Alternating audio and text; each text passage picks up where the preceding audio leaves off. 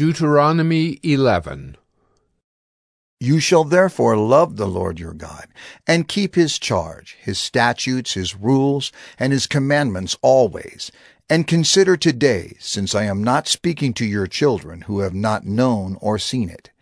Consider the discipline of the Lord your God, his greatness, his mighty hand, and his outstretched arm, his signs and his deeds that he did in Egypt, to Pharaoh the king of Egypt, and to all his land, and what he did to the army of Egypt, to their horses and to their chariots, how he made the water of the Red Sea flow over them as they pursued after you, and how the Lord has destroyed them to this day. And what he did to you in the wilderness until you came to this place, and what he did to Dathan and Abiram, the sons of Eliab, son of Reuben, how the earth opened its mouth and swallowed them up, with their households, their tents, and every living thing that followed them, in the midst of all Israel. Well, your eyes have seen all the great work of the Lord that he did. You shall therefore keep the whole commandment that I command you today, that you may be strong, and go in and take possession of the land that you are going over to possess, and that you may live long in the land that the Lord swore to your fathers to give to them and to their offspring, a land flowing with milk and honey. For the land that you are entering to take possession of it is not like the land of Egypt, from which you have come, where you sowed your seed and irrigated it, like a garden of vegetables. But the land that you are going over to possess is a land of hills and valleys, which drinks water by the rain from heaven.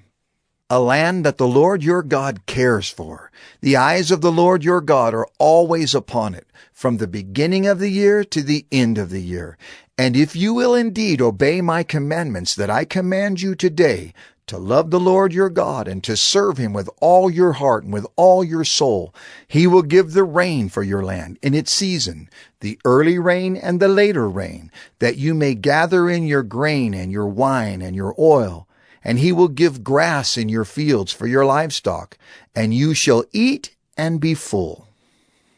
Take care lest your heart be deceived, and you turn aside and serve other gods and worship them. Then the anger of the Lord will be kindled against you, and he will shut up the heavens, so that there will be no rain, and the land will yield no fruit, and you will perish quickly off the good land that the Lord is giving you.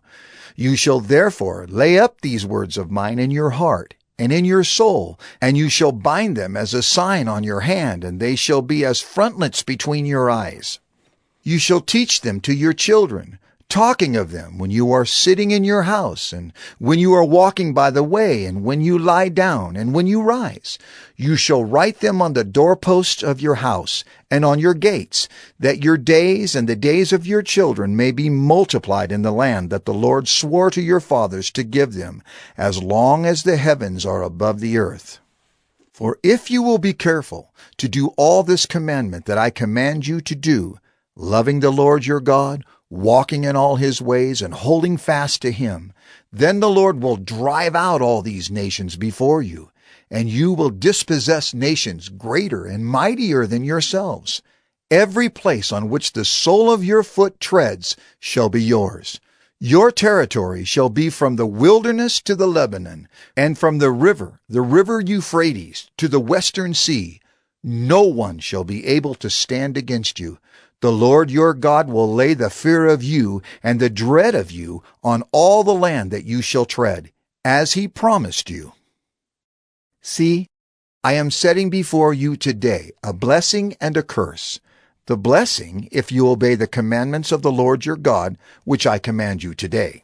And the curse, if you do not obey the commandments of the Lord your God, but turn aside from the way that I am commanding you today, to go after other gods that you have not known. And when the Lord your God brings you into the land that you are entering to take possession of it, you shall set the blessing on Mount Gerizim, and the curse on Mount Ebal.